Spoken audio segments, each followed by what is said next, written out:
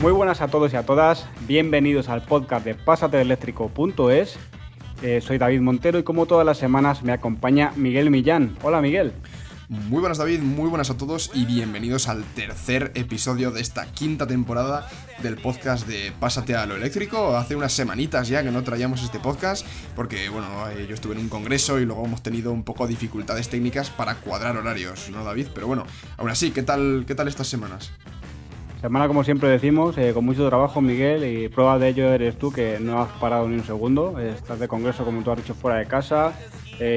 Ahora viene también ese Puente del Pilar, que también tenemos fiesta, por lo tanto, sin parar y sobre todo sin parar de trabajar y con cositas que os tenemos que contar, ¿no? Porque hemos sido nominados a algo, ¿no, Miguel? Se vienen cositas, David.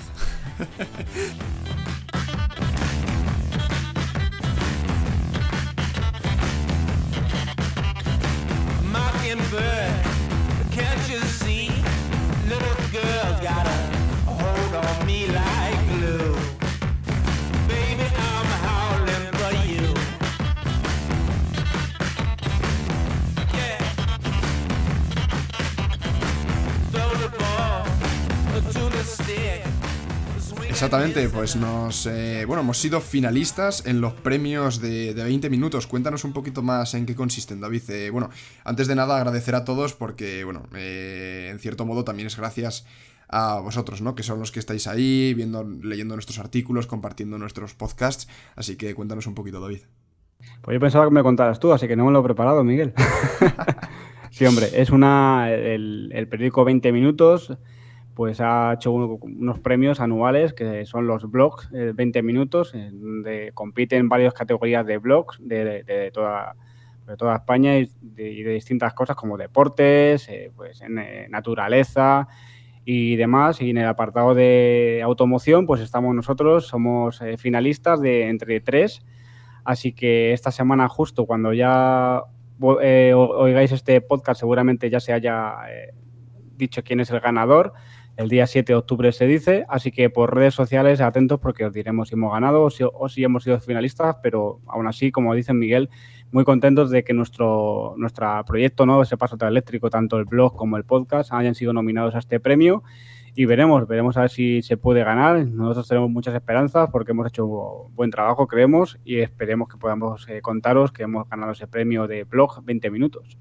Exactamente, además ahora que lo dices, David, yo creo que vamos a quedar un poco mal, ¿no? Porque lo estamos grabando antes del jueves, que son estos premios, y igual ganamos, o igual no, pero igual ganamos y estamos diciendo aquí que somos finalistas, ¿no? Igualmente, hayamos ganado o no hayamos ganado, muchísimas gracias a todos, porque esto también en parte es gracias a vosotros. Así que nada, sin más dilación, David, si quieres, vamos a darle cañita a esas noticias de la semana.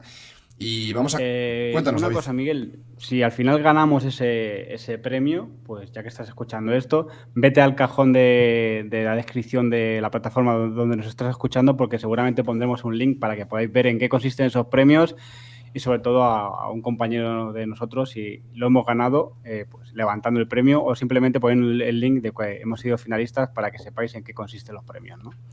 Exactamente, vamos ya con las noticias de la semana y vamos a comenzar hablando de Peugeot, y es que ya está disponible en España esa e-Partner, esa versión más ecológica de la Peugeot Partner, que es una furgonetilla, ¿no? Que parece así como de reparto de última milla, pues ya está disponible en España. Y si quieres, David, vamos a repasar un poquito los precios de este nuevo vehículo, ¿no? Que partirá de los 37.720 euros. Esto teniendo en cuenta que no está acogido, este precio no está dentro del plan MOVES, ¿no? Si aplicamos ese descuento, que creo recordar, corrígeme David si me equivoco, que eran de 7.500 euros en esta ocasión. Eso es, y si vives en el Ayuntamiento de Madrid, con la nueva ayuda que va a salir, más de 8.000 euros de ayuda. Exactamente, pues se quedaría por debajo de los 30.000 euros, lo cual no está nada mal teniendo en cuenta que es una furgoneta con más de 770 kilómetros de autonomía bajo el ciclo WLTP, y algo muy importante, que tendrá carga rápida de hasta 100 kilovatios, que quizás esto parece una tontería, pero hemos visto otros modelos de furgonetillas así de este estilo que no tenían esa carga rápida, ¿no? O que eran un extra. Entonces, esta Peugeot e-Partner lo trae y yo creo que bueno, es muy buena noticia, sobre todo para las empresas de reparto, incluso si eres un pequeño autónomo que tiene una furgoneta pues para repartir o para hacer algún tipo de desplazamiento o mover material de un lado a otro.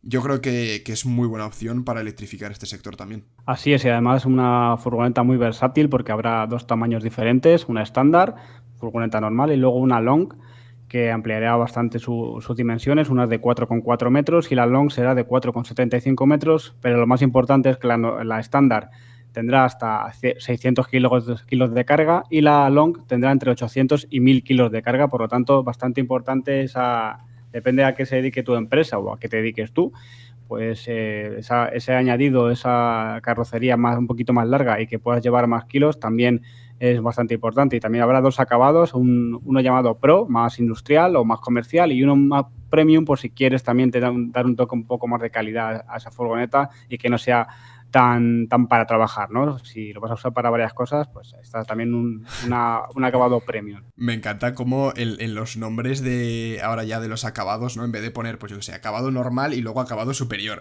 te ponen el acabado normal es el Pro y luego el superior es el Premium, ¿no? Que le dan ahí como un ambiente de compres el que compres, vas a ser un Pro. Eso es así. Además, una pantalla con 8 pulgadas, como veis.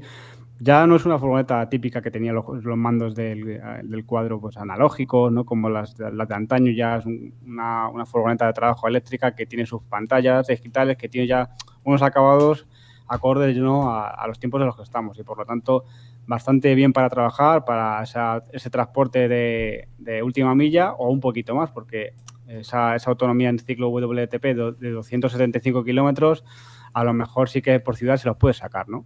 Exactamente, y luego hay que tener en cuenta también, David, que va a ser, bueno, realmente las tripas de esta furgoneta van a ser las mismas que la de esa Opel Combo y de esa Citroën Berlingo o por ejemplo esa Toyota Proace City, o sea, son el mismo motor, la misma batería y bueno, lo único que cambia un poquito es el diseño, ¿no? Pero al final esa colaboración entre todas estas marcas hace que tengamos eso, ¿no? Así es, todas bajo el grupo Stellantis, así que yo creo que son todas más o menos primas hermanas.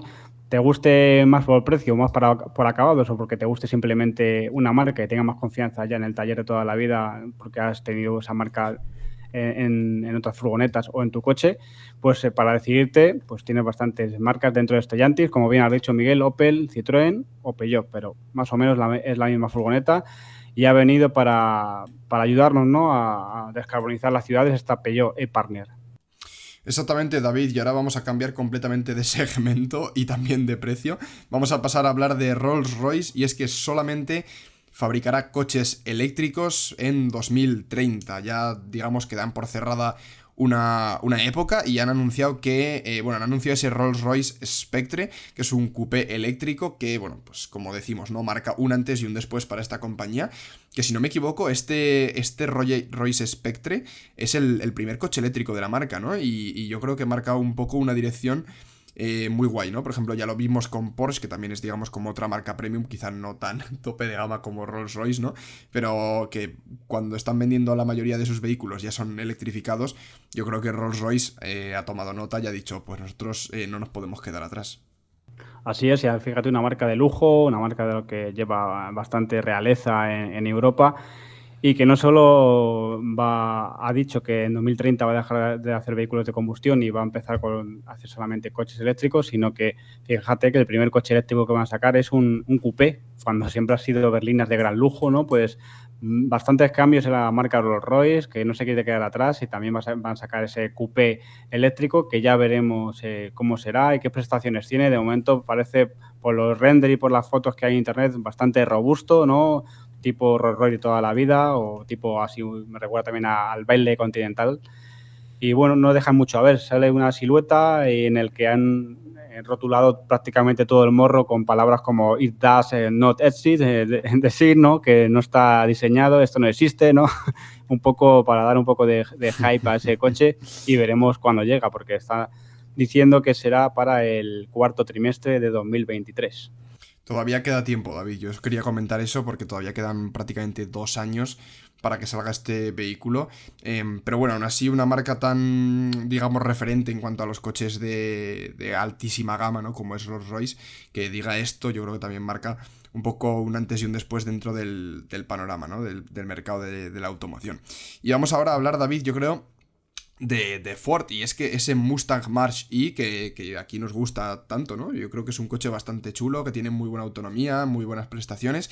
Pues pequeña mala noticia, ¿no? Y es que no supera la prueba del alce que, bueno, otros SUVs eléctricos como por ejemplo el Model E, pues sí que han superado, ¿no? Esta prueba, digamos que es la típica que mide el cambio repentino, cómo se comporta un coche ante el cambio repentino de dirección, ¿no? Digamos, cuando tú haces una maniobra, pues de evasión muy rápidamente, ¿no? A ver cómo se comporta ese coche, y este Marquis, pues suspende. Así es, otros modelos, como bien has dicho, ese Tesla Model Y, el Skoda Enyaq y el Volkswagen ID.4 sí lo han superado.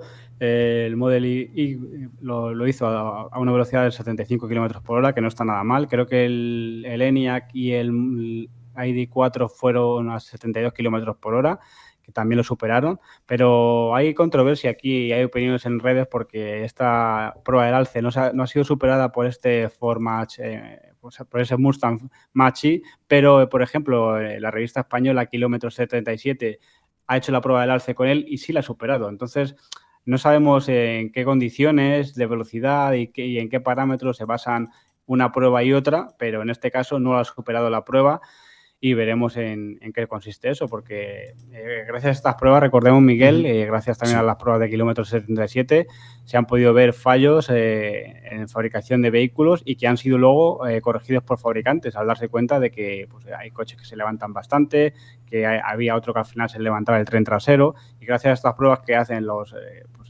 medios especializados, sacan mejoras y es posible pues que si esta prueba no la ha superado, pronto pueda superarla mejor, ¿no?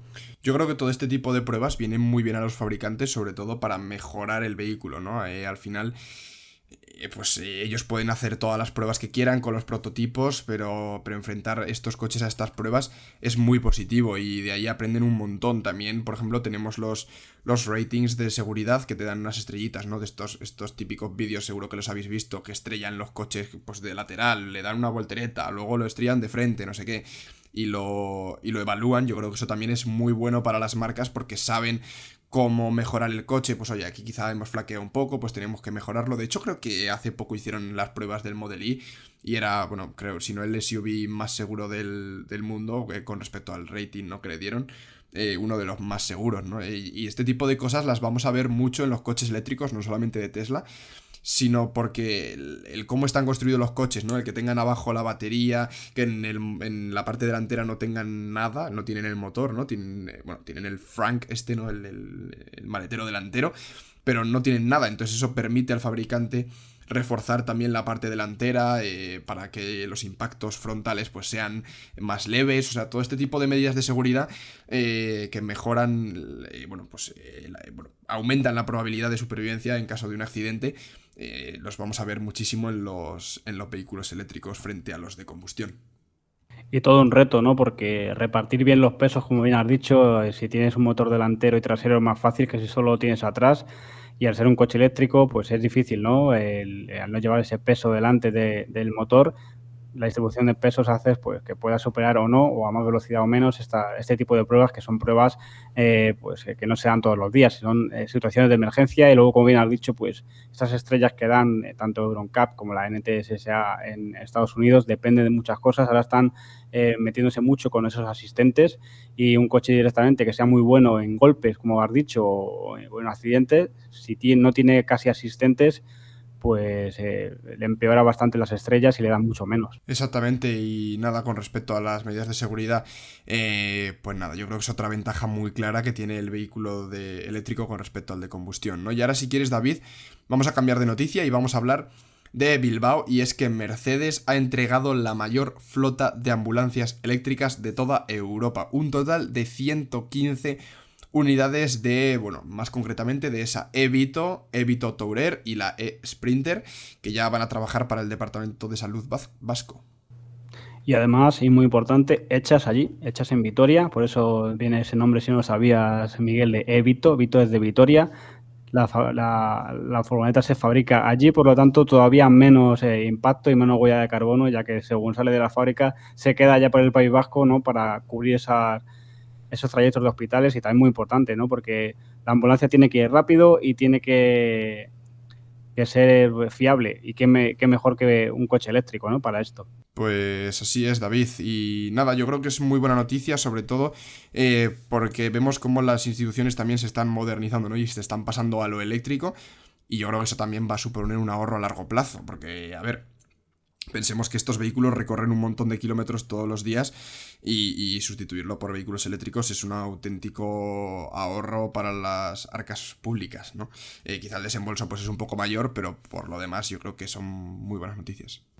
Así es, y hilando esta noticia sobre las ambulancias en Vitoria, nos vamos también con ese Ayuntamiento de Madrid, que nos ha traído buenas noticias y yo estoy muy contento porque todos los días ahora, Miguel, veo los nuevos autobuses tan brillantes que hay por Madrid, eléctricos. Exactamente, y es que la EMT ha comprado 30 nuevos autobuses eléctricos de Irizar y ya tenemos la línea 41 completamente electrificada. Todos los autobuses de esa línea pues ya son 100% eléctricos, así que muy buena noticia que Madrid pues se esté pasando también a lo eléctrico, ¿no? Pensemos que esto tiene que hacerse poco a poco, o sea, en Madrid no sé cuántos autobuses habrá, pero habrá miles y no se pueden cambiar todos de la noche a la mañana, ¿no? Así que muy buena noticia. Así es, pero fíjate cómo hace unos años compraron esa gran flota de autobuses de gas y ya se han dado cuenta, ¿no? Ya se han dado cuenta que ese no es el camino y ya están comprando, aparte de estos Irizar, yo los que estoy viendo por la línea 151 y la 55 son autobuses recién comprados e impolutos de la marca BYD, de la marca BID, de la marca china, y también hay bastantes y es impresionante, ¿no? Como antes ibas detrás de un autobús de gas o de diésel y en un semáforo te vibraban hasta la ventanilla de tu coche, Miguel, y Ujú. ahora tienes ese autobús detrás, no se escucha nada. Así que es muy importante también esta contaminación acústica y de momento yo creo que está en buen camino el Ayuntamiento de Madrid y ya está empezando a ver lo que tenía que hacer hace mucho tiempo, ¿no? Que es apostar por sobre todo los vehículos eléctricos, tanto en autobuses y también como en vehículos de recogida de residuos o también en barredoras de calles, que ya hemos visto que en Madrid también hay bastantes barredoras de calle nuevas eléctricas. Sí, y además, bueno, el otro día que pasé por Madrid, estuve unas orillas ahí, vi que todos los coches de, no sé cómo se llama, creo que la policía municipal, son todo Nissan Leafs 100% eléctricos, ¿no? Así es, la policía local tiene Nissan Leaf eléctricos y también tiene muchos ZOEs, así que la verdad que están bastante metidos, yo creo, en una ciudad grande como Madrid, en que por lo menos en el ayuntamiento el coche oficial tiene que ser cero emisiones y la verdad que hay muchos modelos y muchas empresas y muchas instituciones que están ya adoptando estos vehículos eléctricos. Se me pone ahora mismo un ejemplo. Hay muchas Nissan NV200 eléctricas para distintos apartados del Ayuntamiento de Madrid, tales como medio ambiente, obras, Ujú, incluso sí. lo social. Hay bastantes que vienen rotuladas y te indica que es cada cosa y son todas furgonetas eléctricas. Exactamente, y nada, yo creo que ya para terminar vamos a hablar de la tremenda crisis de combustibles por la que ha pasado Reino Unido. Y es que han atravesado, bueno, pues eso, han tenido una gran escasez de combustibles fósiles que han hecho que haya aumentado prácticamente un 1600% el precio de la gasolina en Reino Unido, ¿no? Así que, bueno, también se han generado colas inmensas en las gasolineras para poder repostar, o sea que un plus más para el vehículo eléctrico. No solo el precio, sino la escasez, ¿no? De combustible. Es que no había combustible. Reportó, creo que fue BP la primera que no estaba, que se están quedando sin combustible, que el 90% de sus tanques estaban vacíos y ya fue tarde. Las demás ya llegaron tarde y han llegado a tener días de escasez, ¿no? De combustibles. Hemos visto imágenes en internet de gente pegándose literalmente porque querían su combustible y no quería que se le colara a nadie, colas inmensas. Y bueno, es algo que yo creo que tú no sé cómo pensarás, Miguel, pero decía el primer ministro que no, pero no tendrá también algo que ver, aparte de todo esto, el Brexit. porque tenemos escasez de camioneros, como ya se está viendo, tenemos escasez de camioneros para llevar alimentos, que también se va a ver, por lo visto, en las fiestas, que no pueden entrar desde Francia por el canal de la Mancha a Inglaterra, ni a todo el Reino Unido, y llega esto y tampoco hay combustible. ¿Tú qué piensas? Pues yo creo que es muy probable que sí, ¿no? Al final los acuerdos comerciales con la Unión Europea y todo, bueno, al final las líneas comerciales que estaban establecidas con el tema del Brexit, pues obviamente han desaparecido o se han tenido que renegociar y yo creo que eso también les pasa factura porque en el resto de Europa, chico, pues no hemos tenido grandes problemas, ¿no? Sí que es cierto que el precio de la gasolina y de los combustibles, ¿no? En general ha subido bastante. Pero por lo demás no hemos tenido un aumento de 1000% ni colas enormes porque había escasez, ¿no? Entonces yo creo que en parte sí que es un poco culpa del Brexit, pero bueno, los británicos sé que son así.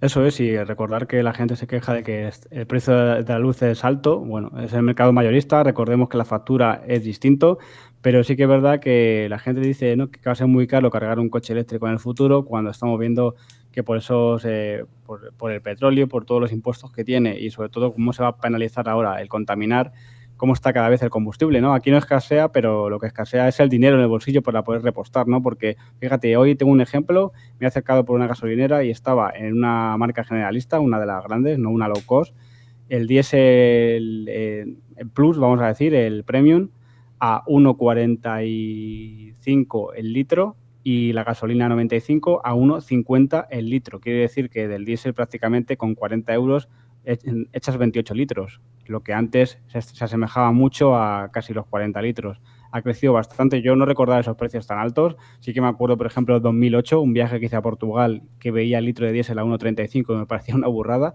y aquí ya todavía lo tenemos más caro, ¿no?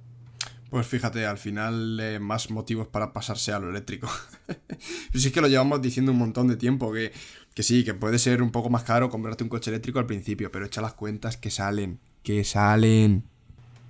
Exacto, y sobre todo si cargas en casa, como la mayoría de gente que compra un Sí. eléctrico ahora mismo lo hace, o en puntos públicos que todavía hay bastante gratis, te sale bastante barato, sobre todo si cargas de noche. No tiene nada que ver lo que recorres con 1 euro de combustible que a 1 euro de electricidad, ¿no? Exactamente, y nada, por mi parte, David, hasta aquí las noticias de esta semana. Volveremos después del Puente del Pilar, que bueno, estamos preparando un episodio así un poquillo especial, explicando algunas cosas que nos habéis pedido. Y nada, David, ahora si quieres damos paso a nuestro súper invitado de esta semana, que yo creo que ha quedado una entrevista muy chula. Exacto, vamos a la entrevista de esta semana que nos acompaña Antonio José Sánchez. Yo tengo muchas ganas, ¿no?, de esta entrevista porque fue uno de mis profesores, ¿no?, el que me enseñó a mí toda la técnica de alto voltaje a trabajar en vehículos, y que aparte de eso pues es formador en multitud de marcas. Ahora lo vamos a resumir y pues aparte tiene bastantes cosas que contar, que para eso ha venido aquí, que es que en la web Culturapedia ha empezado a hablar de la historia del coche eléctrico y de la publicidad de la automoción, y es muy interesante. Así que aquí está Antonio José, AJ como quiere que le llamen, para contarnos esa historia del coche eléctrico. Oh, Cinnamon, where you gonna run to? Cinnamon, where you gonna run to? Where you gonna run to? All on that day, will I run to the rock? Please hide me and run to the rock. Please hide me and run to the rock. Please hide me, Lord, all on that day. But the rock cried out, I can't hide you, the rock cried out. I can't hide you, the rock cried out. I ain't gonna hide you down. All on that day, I said, rock, what's the matter with you, rock? Don't you see I need you, rock? Lord, Lord, Lord, all on that day. So I ran to the river. It was bleeding around to the sea. It was bleeding around. Esta semana en la entrevista del podcast de Paso Todo Eléctrico tenemos nada más y nada menos que a Antonio José Sánchez, responsable. Bueno, voy a citar un poco porque es grande el currículum que tiene, ¿no? Es formador técnico en MAN. también es responsable de AJ Formación, que también se dedica a la formación. También está dando formación en Autodemia, que es una web de contenido de formación de pago online, que ahora con la pandemia la verdad que está muy bien, ¿no? Pues no tener que desplazarse ni hacer cursos presenciales, también esa formación online se está fomentando mucho. Y aparte luego, pues una de las funciones y por lo que está en el podcast de esta semana es que también colabora en Culturapedia y sobre todo porque por lo que nos interesa a nosotros y que le hemos traído hoy, es la historia del coche eléctrico, ¿no? Ahonda en cómo nace ese primer coche eléctrico en principios del siglo XX y hasta los días de hoy. Así que no te digo más porque tienes una gran presentación. ¿Qué tal la Jota? Muy bien, encantado de saludarte, David, encantado de verte de nuevo fuera de las aulas, donde nos conocimos. Eso es. Y pues eso, un honor estar aquí charlando contigo y charlando sobre lo que nos gusta y nos une, ¿no? La electromovilidad y un poquito la historia del vehículo eléctrico y todo esto que estamos disfrutando y viendo estos días, cómo crece y cómo desarrolla.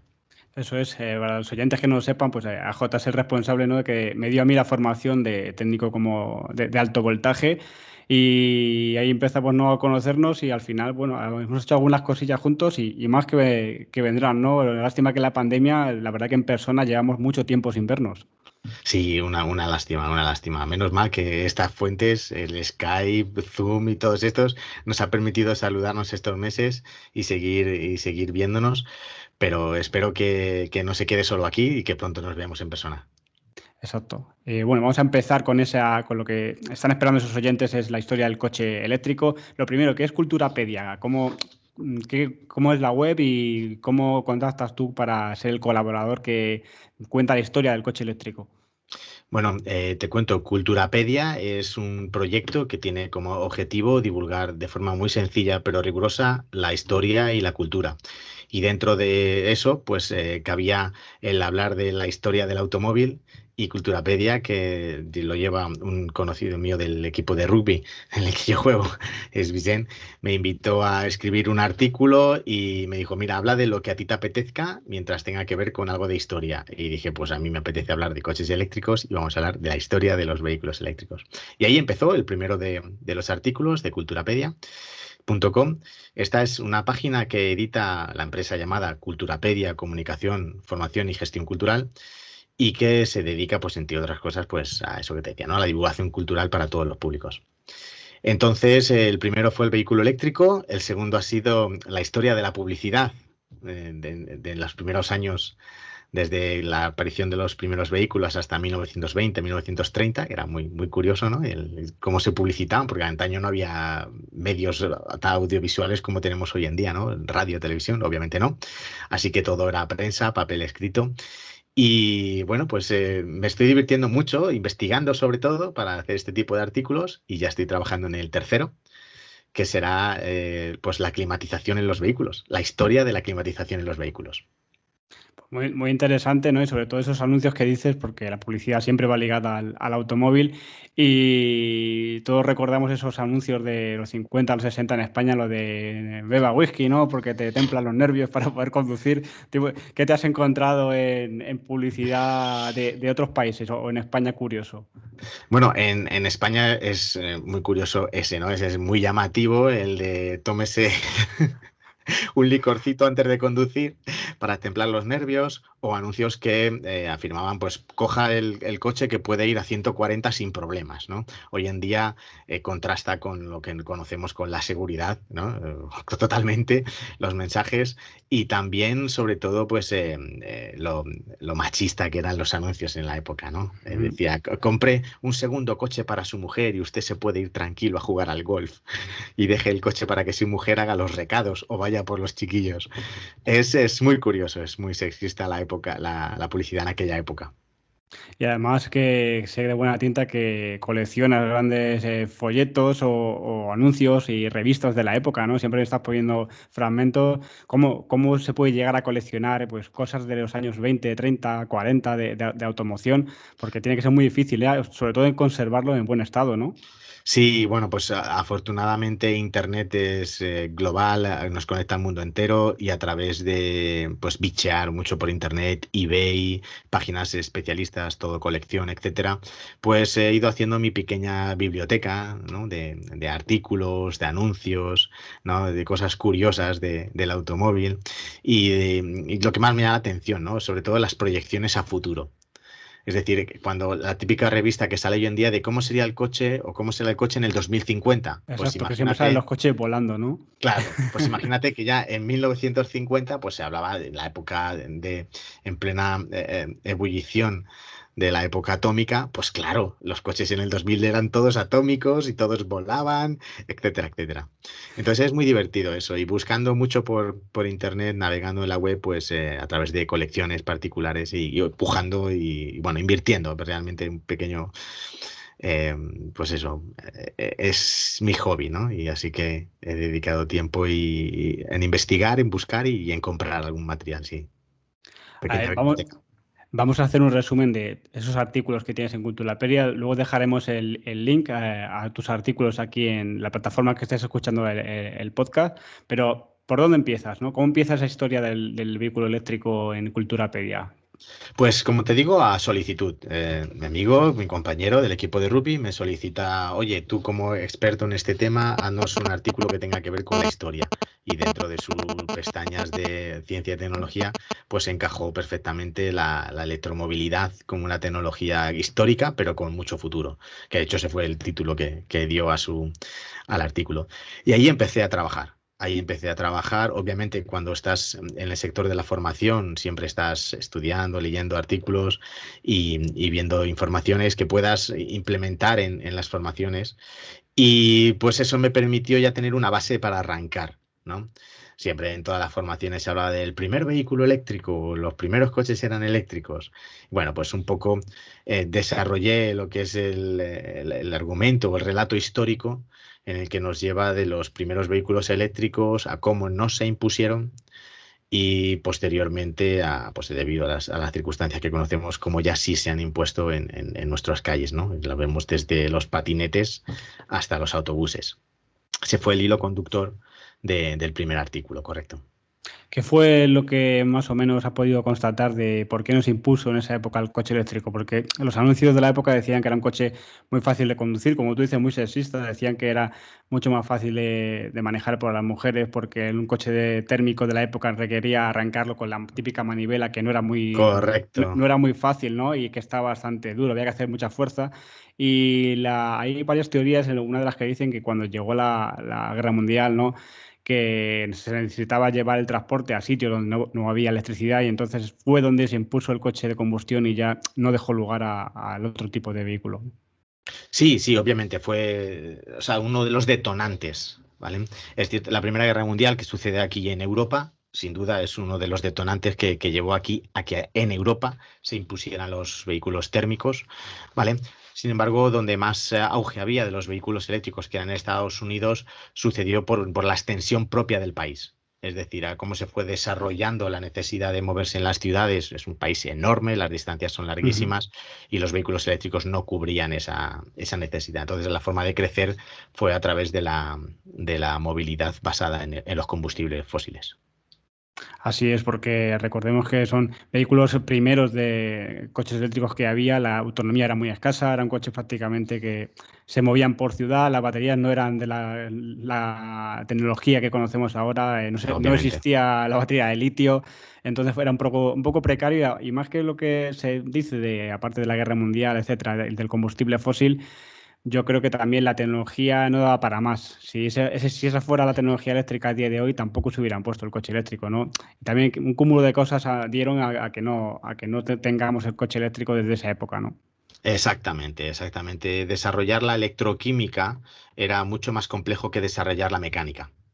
De modo que las baterías y su desarrollo era más limitado y sin embargo la mecánica realmente, y muy entre comillas, cógelo, cualquier herrero podía mejorar un motor porque tenía Ujú. hierro de donde sacar y donde forjar. De modo que, de hecho, los primeros fabricantes locales surgían de pequeñas herrerías, ¿no? Y ahí es donde podían replicarse. Replicar una batería era mucho más complejo. Entonces, el desarrollo y popularización de los elementos mecánicos era mucho más fácil que el desarrollo de los elementos electroquímicos. Así es, y luego tenemos esas imágenes que ya circulan por internet, que ya había patinetes eléctricos a primeros del siglo XX, ¿no? Esa típica foto de esa mujer con el patinete eléctrico y luego Sí, también pero ese, coches. ese no era eléctrico, ¿eh? Ese era de gasolina. Esa foto que hemos visto era un patinete de gasolina.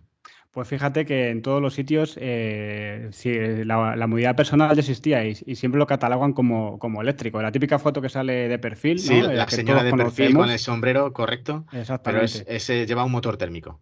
Pues todas las páginas que he visto hasta el momento y la foto que han puesto ya decían que ya había patinetes eléctricos. Sí que recordamos esos coches, pues típico coche antiguo, cuadrado, con el techo de lona, los faros circulares delanteros y un montón de coches cargando a la vez parece ser un aparcamiento. Eso también nos Sí, llegó esa imagen, ¿no?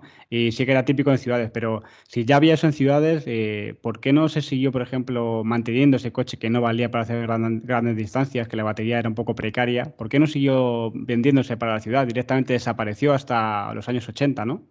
sí, bueno, hay un hecho importante, es la popularización del coche per se a través de Henry Ford. O sea, Ujú. sin duda alguna, en Estados Unidos, Henry Ford tiró los precios del vehículo y basado en el motor térmico, es decir, era su industria, y eso popularizó enormemente que la gente pudiera acceder a un Ford, a un Forte de la época, que fue el mismo modelo que se fabricó durante 20 años, desde los primeros 1900 a finales de 1920 y tantos. Esa es una de las razones por las que se impuso más el motor térmico que el eléctrico, sobre todo la bajada enorme de precios, ¿no? La fabricación en serie que Ford impuso hizo que se pudieran economizar mucho los costes. Exacto, al final fue un cúmulo de cosas, ¿no? Que dejaron que si la acompañas en que es un coche caro, que no puede recorrer grandes distancias y que encima la tecnología no daba para mucho, ahí está el fracaso de ese primer coche eléctrico. Eh, ¿Dónde ahondas más en los siguientes artículos? Porque llegas hasta el primer coche eléctrico, digamos, por moderno, a ese V1 de General Motors. Sí, el artículo sigue desarrollando que existe ese gap desde finales de los años 30 hasta la primera crisis del petróleo. Es Ujú. realmente los años 70 donde en el mercado americano se dan cuenta de la necesidad de no depender para la movilidad de los combustibles fósiles. Y aparecen de nuevo pues, diferentes alternativas. Y fue en la primera crisis del petróleo cuando pues, surgen unos nuevos modelos eléctricos. Nunca ha dejado realmente de existir el vehículo eléctrico como tal, ¿no? Con diferentes aplicaciones y con una pequeña penetración de mercado. Pero realmente fue con la crisis del petróleo de los 70 cuando los fabricantes de coches como Volkswagen, Honda, General Motors o especialmente Toyota, pues comenzaron a buscar alternativas, ¿no? Primero hibridando, propulsiones duales o híbridos de gas turbina, incluso ya había célula de combustible eléctricos, o sea, allí General Motors tenía algunas intenciones sobre vehículos comerciales y después ya pues descarbonizando por completo, ya con modelos totalmente 100% eléctricos como el EV1 que tú has mencionado, ¿no?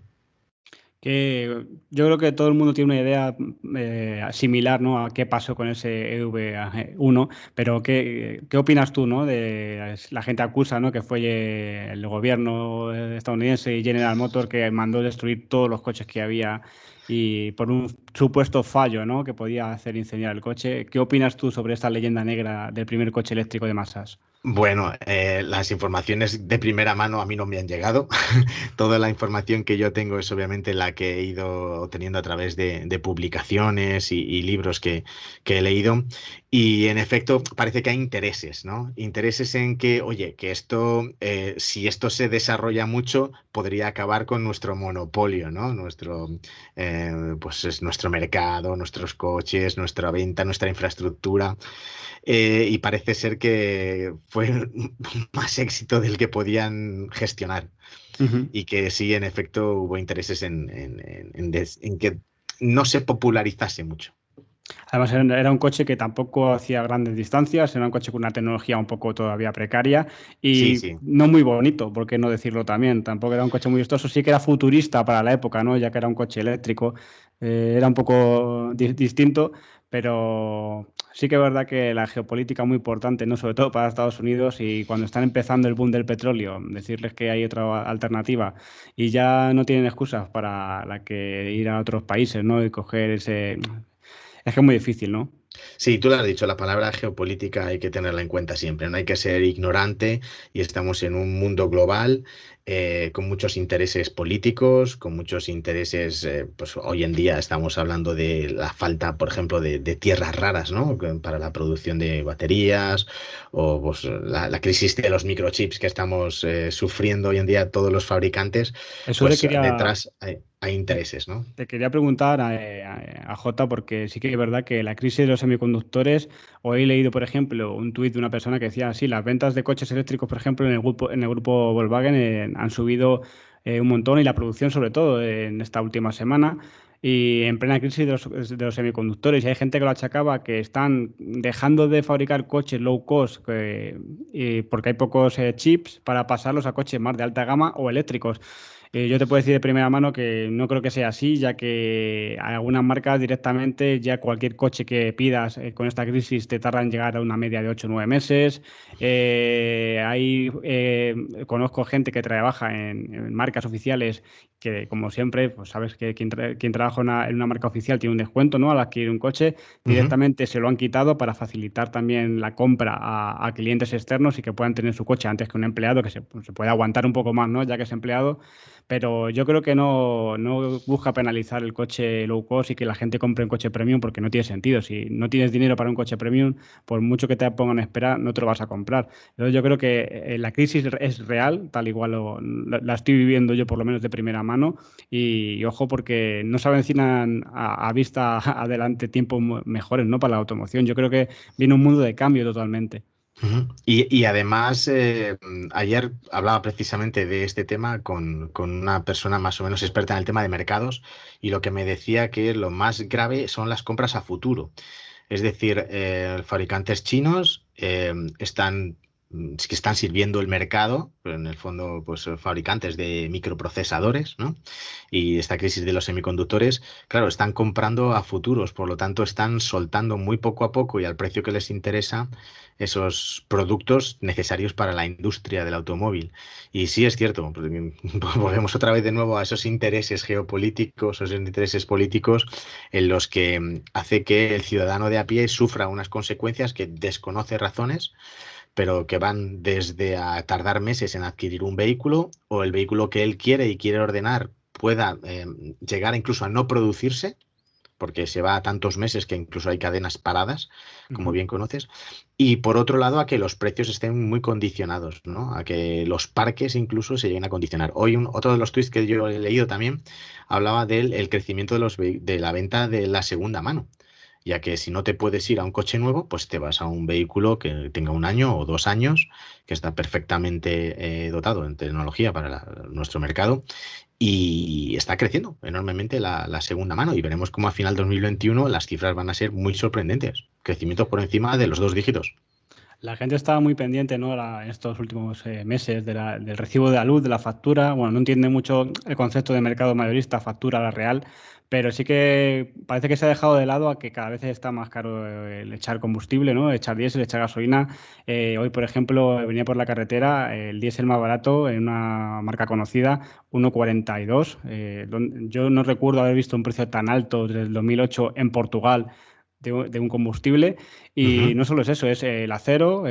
Ya tuvimos en el podcast también una empresa valenciana como es Albufera que intentaba sacar baterías de aluminio. Pues también hay escasez de aluminio, por lo menos en algunos componentes. Hay retrasos en acero y luego el incremento, como bien dices, de precio, porque esto de que se acaba el petróleo, como dice Antonio Turiel, a ver si va a ser verdad que es ya, porque está subiendo los combustibles, van a subir mucho también los precios de neumáticos, han subido algunas baterías de estas nuevas de fibra de vidrio, AGM, Ujú.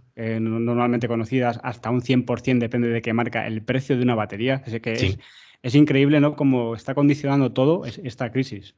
Sí, el coste de las materias primas se está disparando, afecta a todos y cada uno de los componentes y no olvidemos que la fabricación de un vehículo, sea de motor térmico basado en electromovilidad, es un compendio de componentes provistos de diferentes proveedores, valga la redundancia. Es decir, tienes los neumáticos que te los da un proveedor, las baterías de 12 voltios que te dan otro proveedor, tienes desde los cueros, los plásticos, todos los aceros, aluminios y complejos metálicos que hay dentro del vehículo con diferentes proveedores y cada uno está sufriendo en carnes propias los aumentos de los costes de materia prima. Por lo tanto, el coste final, al final en un vehículo redunda en que se elevan. Se elevan. Se elevan, tardan más en llegar al cliente. Al final se va a buscar esa movilidad compartida, yo creo que antes de la cuenta, ¿no, Jota? Porque al final quien quiera comprar un coche se va a ir tanto en el tiempo y aquí no es cuestión de, bueno, aquí me tarda 9 meses, me voy a otra marca, porque también va a tardar lo mismo el coche. Exactamente. Exactamente. Y cuando en nuestro caso, que nos dedicamos al vehículo comercial ligero y pesado, al autobús de distribución urbana y al autobús de grandes rutas, en el caso nuestro, en efecto, o sea, no necesitas el coche para trabajar, con lo cual no tienes la opción de poder. El turismo, en el fondo, es un vehículo de lujo y cotiza como tal, es un artículo de lujo y cotiza como tal. Pero los vehículos comerciales, sean del tipo que sean, o industriales, pues son totalmente necesarios para el desarrollo de nuestra industria y es un tema peliagudo. Bueno, ahora terminaremos con MAN en el podcast porque no sé, sabemos que se está electrificando bastante y acabaremos por ahí, pero dejándose de lado ese V1 y toda la geopolítica de la que hemos hablado, que estamos también sufriendo ahora, ¿cuál es el coche después de ese General Motors V1 que llega, digamos, a romper, ¿no? Y a empezar ya con que, oye, esto está volviendo el coche eléctrico, ¿no? Para mí creo que es el Prius. Para ti, Sí, ¿cuál es el sí, sí, coche que justo es, empieza? exactamente, exactamente. Sin duda, el siguiente hito en la electromovilidad, que pasa, como te decía, primero por la hibridación, es sin duda el Toyota. Toyota con el Prius a finales de los 90, cuando ponen en el mercado un vehículo verdaderamente útil, con una electromovilidad, es decir, con la capacidad de moverse en eléctrico todavía pequeña, pero que ha ido desarrollando a lo largo de los años y hoy en día todo el mundo ya conoce cómo es Toyota, cuál es la tecnología. Y sí, sin duda fue el Prius, eso es. Y de hecho su nombre así lo indica, fue totalmente un pionero, ¿vale? El primero en su estirpe y sin duda alguna pues el más popular de los vehículos híbridos, ¿no? Cuando nadie confiaba, ¿no? En un coche híbrido, que es cosa más rara, un coche que le meten un motor eléctrico, una batería, nadie confiaba. Al final, líder indiscutible de ventas, todos los taxistas encantados de muchas ciudades con el Prius. Y al final sí que hay gente que acusa a Toyota de que ha vivido de las rentas, ¿no? Y que está todavía muy lejos de lo que hay grandes marcas han conseguido ya. Pero yo creo que Toyota nos ha desencaminado, sigue haciendo números, sigue vendiendo muchos híbridos, ha sacado algún híbrido enchufable y está sacando ya sus primeros coches eléctricos y también tirando por el hidrógeno. Por lo tanto, la gente dice que Toyota es la gran tapada y que a partir de 2025 pueda ser que con toda la historia que lleva sea de los primeros que saquen ese famoso electrolito sólido que viene a revolucionar, ¿no? El Llevamos nuevo años esperando que el llegue, coche ¿verdad? eléctrico. Sí, yo siempre tengo en la mente esa fecha de 2025. Como todavía no hemos llegado, pues sigue valiendo, ¿no? Pero Sigue ¿tú valiendo. crees que llegará en 2025? Sí, mira, hace un par de años estuve en una ponencia acerca de la electromovilidad, ¿no? En Madrid. Y una de las cosas, uno de los ponentes era profesor de universidad, precisamente de estudiar y desarrollo en este tipo de tecnologías. Ellos ya hablan de la era post-litio. Es decir, que las baterías que ellos ya estaban empezando a estudiar en la universidad, a desarrollar, hablamos siempre en I+D+I. ¿Eh? Ya era la época, ellos se sitúan a sí mismos hace 2 años en épocas post-litio. Por lo tanto, para no depender del litio, ¿no? En esos desarrollos tecnológicos. Entonces, lo que desde la universidad o la investigación y desarrollo lleve hasta la práctica, puede haber un salto de X años. Por muy rápido que corramos, en efecto, aunque una batería se ponga hoy en día a disposición de fábrica, con los retrasos que hay en producciones, muy probablemente tarde un par de años en ponerse en nuestro mercado. Por tanto, situarse, como tú bien has dicho, en 2025 puede ser una cifra muy realista en la aparición de unas tecnologías de baterías totalmente diferentes a las que venimos trabajando estos últimos años, sí. Veremos todavía también, se supone, baterías más ecológicas porque tendremos más autonomía con baterías con menos kilovatios hora, por lo tanto menos recursos, baterías más pequeñas y se presume que también se van a cargar en menor tiempo. Así que el futuro, por lo menos en papel y en teoría, viene muy esperanzador. Convivirá, como siempre hemos hablado, con otras tecnologías como el hidrógeno, es Sin casi duda. seguro. La que yo todavía no termino de ver es esos combustibles sintéticos, que seguro que si invierten algo habrá, por lo aunque sea un coche testimonial, pero todavía no la veo competencia, ¿no? A nivel general con el hidrógeno o con el vehículo eléctrico, veremos a ver. Pero sí, esperemos que por fin llegue ese electrolito sólido y dejando ese Prius híbrido, ¿cuál es el primer coche eléctrico de la era moderna que empieza, ¿no?, a democratizar el coche eléctrico? Nissan con su Leaf, Renault con su Zoe, hasta la llegada de Tesla, ¿cuál crees que es Sí, la... exacto. Has citado justo los tres áreas de negocio más importantes, ¿no? Nissan desde el punto de vista del vehículo fabricado en Japón, que es un mercado enorme. Renault como primo hermano a través del Zoe y Fluence previamente en Europa. Y en el otro lado del charco, en Estados Unidos, aparece Tesla. O sea, en efecto, son los tres con diferentes potencias a la hora de implantarse. ¿Vale? De los tres, sin duda, Tesla es el que ha revolucionado porque ha obligado a todos los demás fabricantes a ponerse las pilas. Nunca mejor dicho.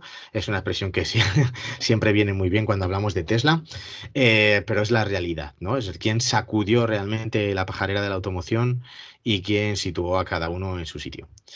Y por lo tanto, sí, esos tres serían los vehículos. El salto desde el EV1 como una electromovilidad de los años 80 en los finales de los 90 con la hibridación Prius, ese sería la palabra, el nombre que me vendría sin duda alguna. Y en estos últimos años la electromovilidad nace, si hay que acentuar algún nombre, obviamente la irrupción de Tesla en el mercado automovilístico generó en todos los fabricantes un enorme impulso en la electromovilidad, ayudado que sin duda alguna termine por imponerse.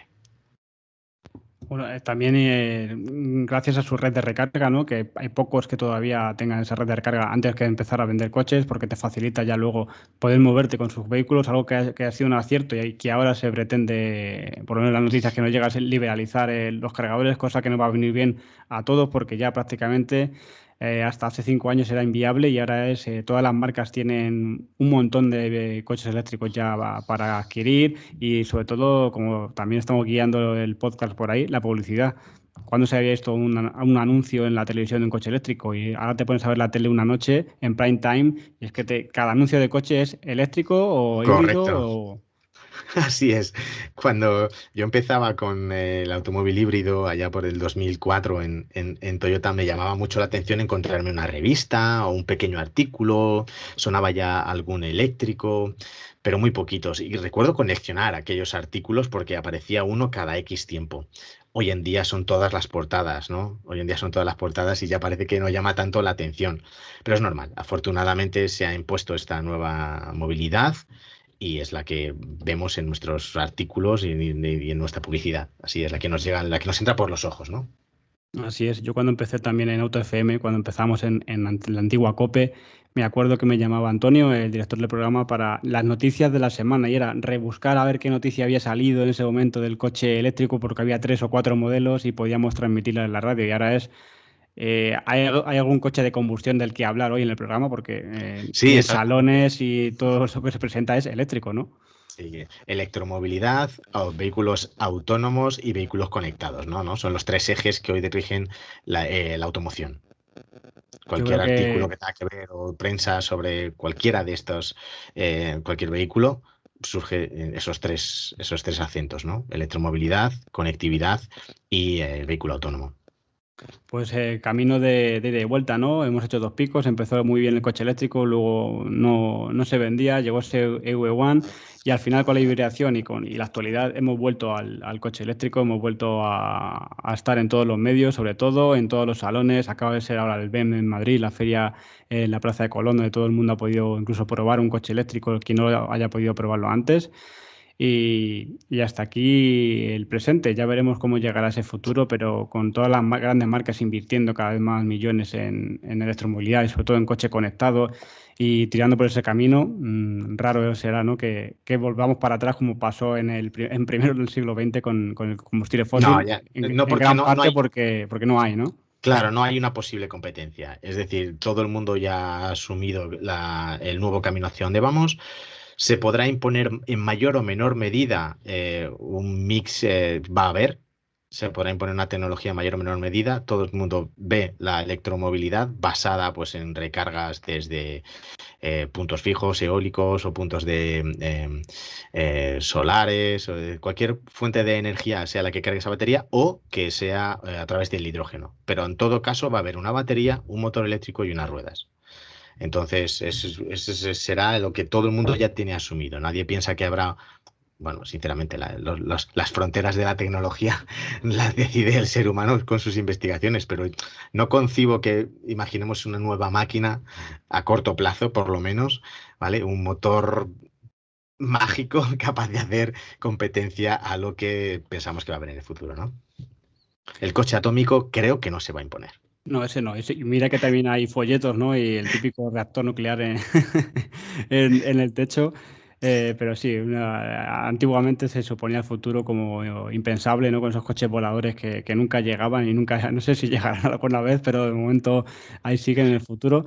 Pero sí que aconsejamos desde aquí, ¿no? Que visitéis esos artículos de Culturapedia, porque aparte de lo que estáis oyendo hoy aquí, si os interesa, viene acompañado de unas imágenes que valen la pena ver, sobre todo esa publicidad, como dice, de antaño, que a veces me pasas alguna foto para que la vea, porque merece la pena ver cómo, de dónde venimos y a dónde vamos, ¿no? Porque Sí, es muy divertido, de verdad, de ver. Cuando investigas para un artículo, es muy divertido encontrarse las diferencias tan enormes, lo que hemos cambiado como sociedad, ¿no? El segundo artículo, que versa sobre la publicidad en los inicios del automóvil, me divirtió muchísimo. A través de un amigo que me regaló un libro, fue el que me generó la inspiración a investigar y a buscar pues cómo era la publicidad de entonces, ¿no? Porque hoy en día la publicidad nos hace conocer un mercado y elegir entre los catálogos que encuentras en internet de una marca u otra y te entra por miles de canales. Tienes televisión, radios, revistas, Facebook, Instagram, eh, cualquier fuente de información ya nos vende un vehículo, lo feliz que nos va a hacer, la libertad que nos da, las experiencias que vamos a vivir con él, es magnífico, ¿no? Pero antaño, en los inicios, no existía la forma de llegar a la gente era el único anuncio en periódico, puro y duro, no había otra opción. Y así fue durante todos los primeros años de desarrollo de la automoción. pues pondremos todos y cada uno de esos artículos para que los podáis leer. ¿Y estás pensando ya en el siguiente o todavía no sabes de qué podría ser? Sí, sí, sí, ¿O me lo puedes actualmente contar? lo puedo contar y espero que sea de interés. Estoy desarrollando, en mi carrera profesional he tenido la suerte de desarrollar muchas formaciones sobre el aire acondicionado en la automoción. Ujú. Uno de los primeros cursos que se hicieron en Madrid, bueno, y en toda España, de gases fluorados, tuve la suerte de desarrollarlo e impartirlo yo para la Comunidad de Madrid, para profesores y después ya para redes de talleres, ¿no? A través de asociaciones como ASETRA. Entonces, el aire acondicionado me tocó mucho en la fibra. Luego pude desarrollar también experiencia profesional a través de Carrier con el transporte frigorífico, con lo cual aquella base del aire acondicionado me sirvió para crecer en el tema de la refrigeración y la comercialización de productos refrigerados o a control de temperatura. Entonces ha sido un tema que siempre me ha gustado mucho. Eh, Investigué cuál fue el primer, no sé, pues esta pregunta que se te surge, ¿no? Oye, ¿qué coche montó por primera vez aire acondicionado? Pues leches, te das cuenta que fue un vehículo en los años 50, pero que antes había otros inventos que no eran como tal. Entonces el artículo estoy estudiando y estoy escribiéndole acerca de cómo se climatizaron aquellos primeros vehículos. Entonces es la historia de la climatización en el automóvil. Eso es, no solo es el aire acondicionado, también calefacción, bueno, pues hay alguna cosita más. No me quiero imaginar esos primeros coches con esos inventos, como les has llamado, para climatizar el vehículo. Si el primer Son, aire acondicionado como tal tendría que ser increíble la cantidad de componentes y lo que pesaría todo lo que llevaba, no me imagino esos llamados inventos que serían, ¿no? no, no, es muy divertido, os invito, comunicaré cuando os lo saque y lo publique, lo veremos por las redes, pero me estoy divirtiendo mucho, la verdad, escribiendo el artículo. Y además que en Estados Unidos, por ejemplo, los años 50 fue como muy de inventos, ¿no? Es que se me viene a la cabeza directamente un brazo mecánico con un abanico haciendo así al conductor, porque fue la época en la que todo se podía automatizar y cualquiera era inventor, ¿no? Y cualquier cosa se podía poner, ¿no? Desde Ujú. unas entradas de aire sujetadas ahí por fuera de la ventanilla que dirigiesen aire hacia el interior. Bueno, pues como tú dices, sistemas harto complejos para generar frío. Así Eh, es muy, al- muy curioso.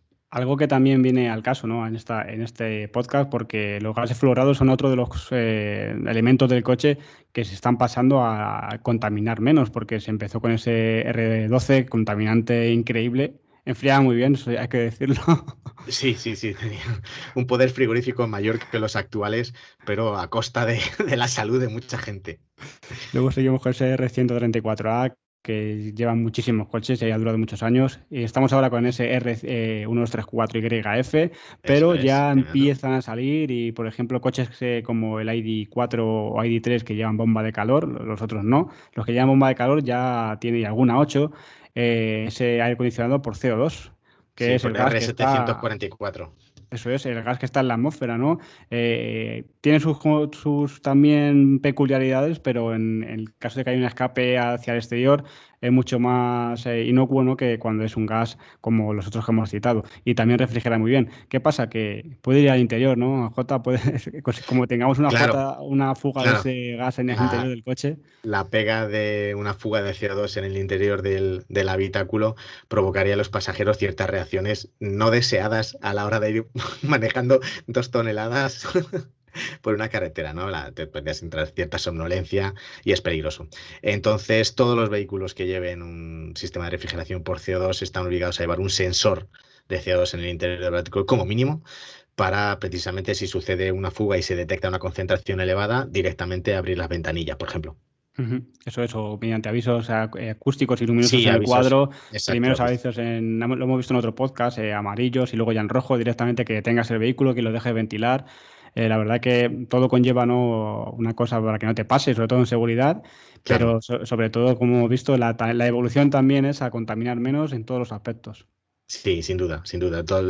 Tenemos que ir hacia unos vehículos que resulten inocuos para el medio ambiente en todos y cada uno de los aspectos, desde la fabricación de sus vidrios a sus pinturas y en todos los mínimos detalles, las telas que sean recicladas o de origen vegetal, las espumas, acolchados, absolutamente todos y cada uno de los componentes que sean 100% reciclables. Exacto, ya hay algún coche que tiene ese sello de CO2 neutral que se va viendo con esos tejidos, panel de puerta, que luego la gente se queja de que la calidad es menor, ¿no? Porque ya a lo mejor para hacer un material sintético que no contamine, ya no puedes tener esa comodidad que te hace pensar de que un plástico blandito es mejor que un plástico duro porque va a generar ruido, cuando no es así, no tiene por qué generar ruido un plástico duro, pero la gente dice que vamos a acabar con interiores, por ejemplo, más precarios. Yo creo que no es el caso. Y también te quería decir, el otro día, por ejemplo, pasé por una cabina de pintura y ya vi un bote de pintura para pintar un coche que ponía pintura eco. Así que Pintura eco. ahí seguimos, sí. Bien, es una buena línea. Una buena línea. La realidad es que a la hora de fabricar los coches tienen que perseguir ese objetivo, ¿no? El 100% totalmente reciclable, ¿de acuerdo? Totalmente eco en todos y cada uno de los aspectos. Y a mí lo que me llama la atención es cómo hemos ido cambiando, ¿no? Hablando de esta evolución de los gustos en los coches, cómo hemos pasado, hemos pensado que el lujo antaño eran nogales, meter ébano Ujú. insertado en los salpicaderos, ¿no?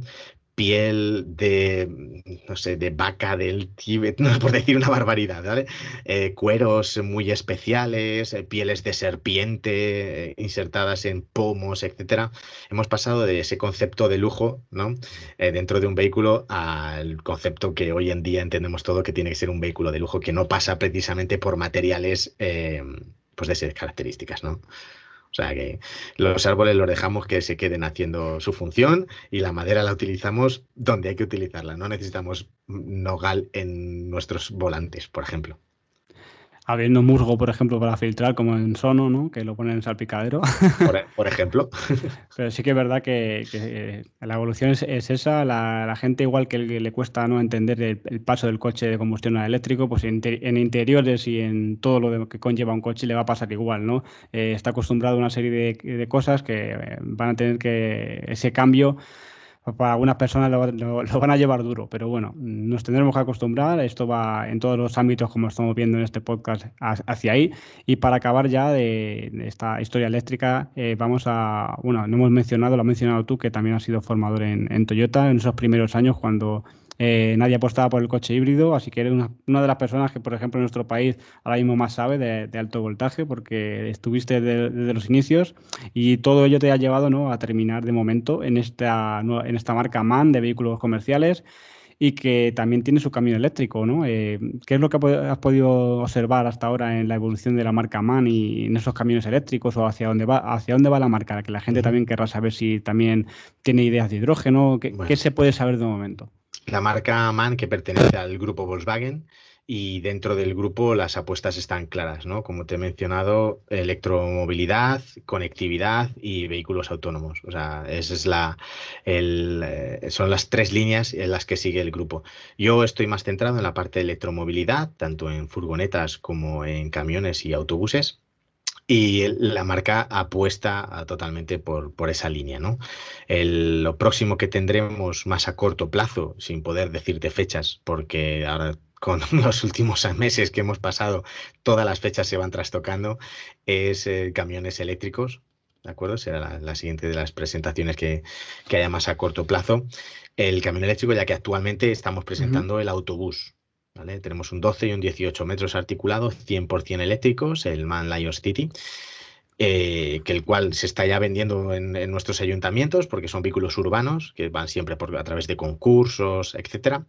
Y estamos muy felices porque se están vendiendo a un ritmo magnífico. Y el camión vendrá a posteriori. El camión viene más lento. Tenemos actualmente el ETGM, que es un camión de cargas medias, es interurbano para unas Eso es, te quería autonomías decir porque próximas. hace 2 años presentasteis ese camión, ¿no? El que vais a presentar es totalmente distinto, ¿no? Exactamente, El concepto. sí, exactamente. El nuevo que vendrá es totalmente diferente. Actualmente se están entregando aquel camión que se presentó. El Ujú. ETGM se está entregando ahora. El primero que hay en España es el que hemos vendido a Alimerca, empresa muy concienciada con la ecología y en su caso con la electromovilidad. Y están súper contentos con todas las pruebas que hicieron y bueno, el hecho es que nos compraron el camión.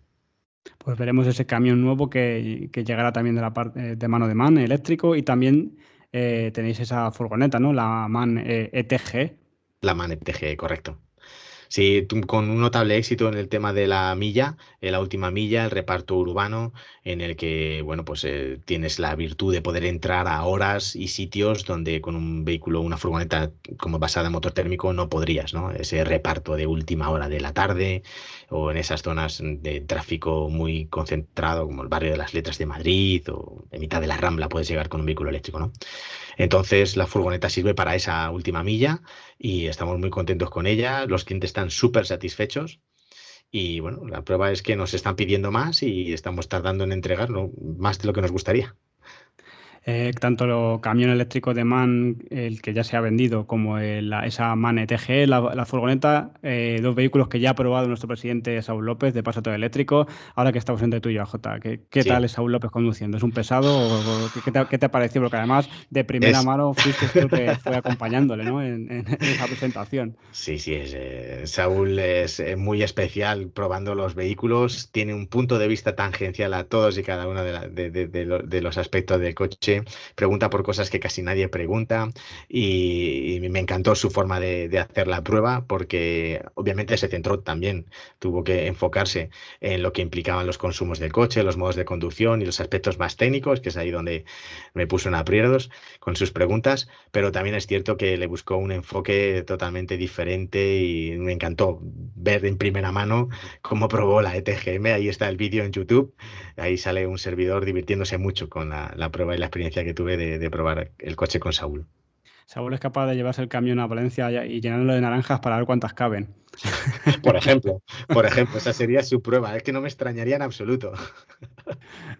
Pues para acabar, te quería también preguntar, ya que estamos electrificando también esos camiones, esas furgonetas en el ámbito comercial, sé que de buena mano tienes conversaciones o hablas con esas personas que son los camioneros o la gente que trabaja en el transporte.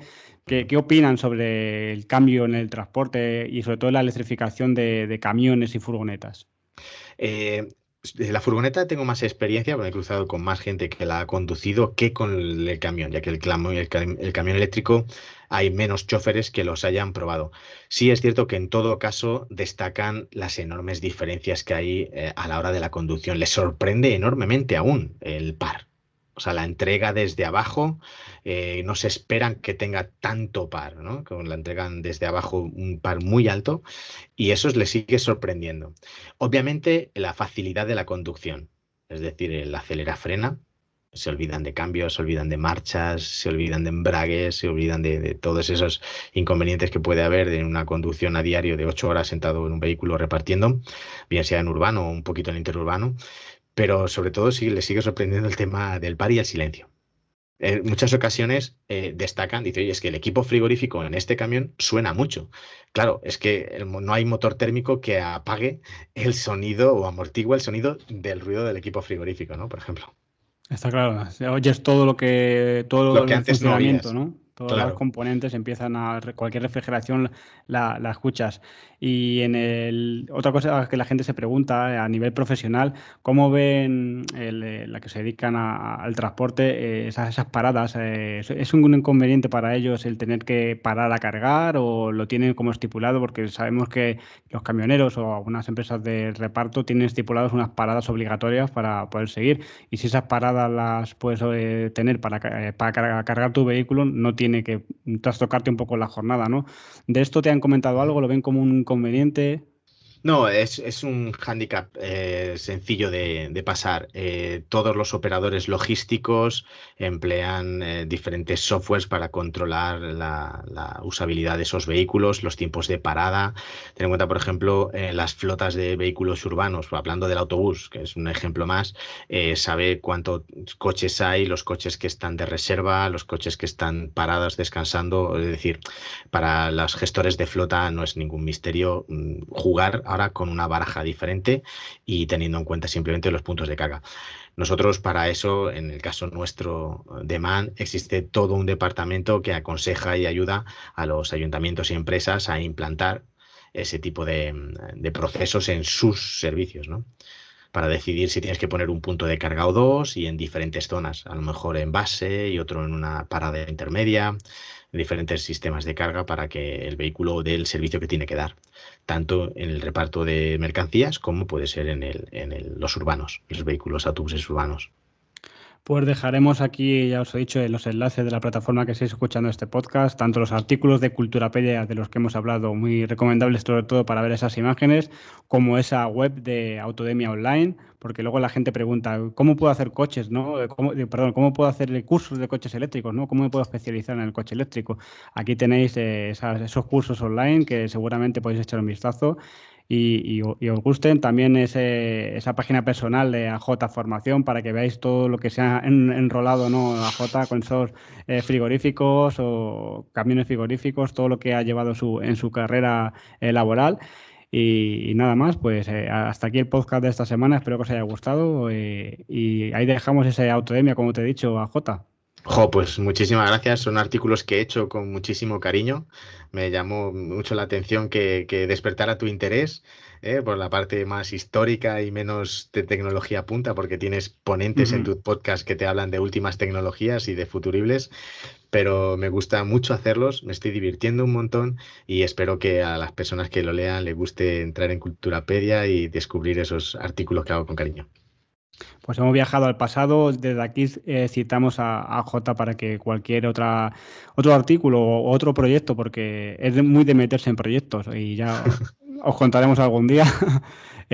para volver a contar aquí en el podcast cualquier novedad que tenga o cualquier información que tenga sobre vehículos eléctricos. Así que de aquí la puerta está abierta, Jota, y cuando quieras, pues puedes volver a contarnos toda esa historia eléctrica o cualquier novedad en el mundo eléctrico, porque desde primera mano y tanta experiencia, ¿no? Trabajando tantos años en automoción, al final yo creo que es mucho más llevadero y sobre todo es saber de lo que hablas para el oyente está mucho mejor que cualquiera que sea experto como los de ahora, ¿no? Que hablan de todo y no saben de nada, ¿no? Muchas gracias, David. Espero volver pronto aquí a tu casa y charlar sobre lo que nos gusta. Un abrazo, Jota.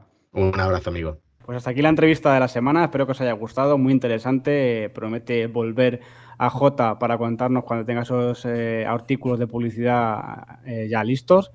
Y sobre todo poner en comentarios si os ha gustado, ¿no? Cómo son esos inicios del coche eléctrico, esas curiosidades sobre la publicidad en la automoción desde los años 30, 40, 50, cómo ha cambiado también la publicidad y cómo está cambiando, porque ahora solo hay coches eléctricos, parece, ¿no? En prensa y en televisión, cuando antes no había ni un solo anuncio. ¿Qué te parece, Miguel? Pues esto es igual que el 5G, ¿no? Puro, o sea, es mucho marketing. Al final las empresas están sumándose a esta ola del ecologismo y tal, y lo tienen que saber vender. Pues igual que las telefónicas, ¿no? Llevamos ya muchos años con el 4G, eso parece que ya no vende, pues necesitamos otra cosa nueva que sí que venda, ¿no? Y para eso está el 5G, que realmente es 4G, pero un poquito más. O sea, tampoco hay mucho cambio, pero en caso del vehículo eléctrico sí que viene muy bien que se haga mucho marketing, que se hable con la gente, que se convenza a la gente de que es una alternativa real y una alternativa viable, porque, bueno, es necesario, vaya. Recordar que tendréis todos los artículos de Culturapedia de AJ Así en la es. descripción del podcast, de la plataforma que lo escuches, y también de todos los proyectos que tiene, como es Autodemia, los cursos de formación online muy interesantes. Si quieres hacer un curso sobre coches eléctricos, pregunta ahí en Autodemia, porque además ahora son también online y por la pandemia puedes hacerlo en casa. Así que muy interesante la entrevista y esperamos tenerle de nuevo aquí a Jota. Y Miguel, no nos queríamos despedir este programa, ¿no? Sin decir antes que la semana que viene, como bien has dicho, nos tienes preparado algo muy interesante, que llevamos ganas bastante tiempo de contar. Y aparte, esta semana ha sido la feria de automóviles en Barcelona, el Automobile, y también resumiremos todo lo importante en la siguiente entrega de este podcast. Exactamente, David, así que nada, por mi parte, hasta la semana que viene podéis, bueno, os recomiendo que le deis un buen me gusta ahí al podcast, que nos ayuda un montón para saber que os está gustando. También nos podéis dejar en los comentarios cualquier tema o cualquier cuestión que queráis que tratemos, o si queréis que hay algún invitado que podríamos traer aquí al podcast, también lo podéis dejar por los comentarios.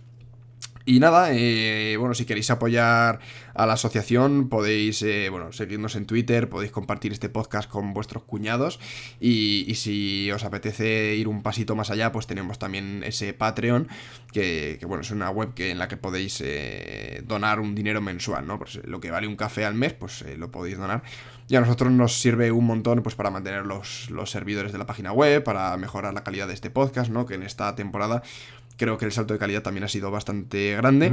Y de hecho, Miguel, a varios podcasts ya bastante de renombre nos han preguntado que cómo hacemos para ese visual que hacemos en YouTube, que les ha gustado mucho el formato, ¿no? Exactamente, además si bueno, esto es para vosotros, ¿no? Si nos estáis escuchando en iBooks o en Spotify o en cualquier plataforma en la que nos estéis escuchando, os recomiendo que vayáis a YouTube a echarnos un vistazo, ¿no? Que también, pues bueno, estamos aquí en vídeo y las entrevistas también suelen estar grabadas en vídeo, algunas en este formato, otras no, según cómo cuadramos los horarios, pero yo creo que está bastante guay y le da un dinamismo al podcast que antes no lo teníamos, ¿no?